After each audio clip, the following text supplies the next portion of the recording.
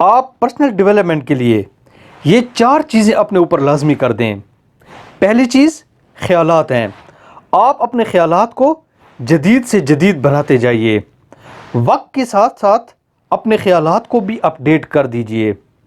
علامہ اقبال اس بار میں افکار تازہ کی ٹرم استعمال کرتے ہیں، یعنی آپ کے افکار، آپ کے خیالات تازہ ہونے چاہیے، جدید ہونے چاہیے، اور سوچ کا سب سے بڑا سورس کتابیں پڑھنا اور وزڈم والے لوگوں میں بیٹھنا ہوتا ہے۔ دوسری بات عادات۔ ابوالکلام آزاد فرماتے ہیں کہ کوئی بندہ اپنا مستقبل نہیں بدل سکتا، لیکن اپنی عادتیں بدل سکتا ہے، اور اس کی عادتیں ہی اس کا مستقبل بدل کر رکھ دیتی ہیں۔ تو لہٰذا اپنی عادتوں پر کام کیجئے، اپنی عادتیں بدلیے اور کامیاب لوگوں والی عادتیں اپنائیے۔ اور تیسری چیز یقین۔ اپنے آپ پر یقین کیجئے کہ آپ بھی کچھ ہیں اور آپ کچھ کر بھی سکتے ہیں۔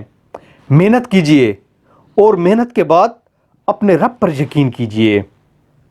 یہ چیز آپ کی زندگی بدل کر رکھ دے گی۔ اور چوتھی بات علم حاصل کیجئے۔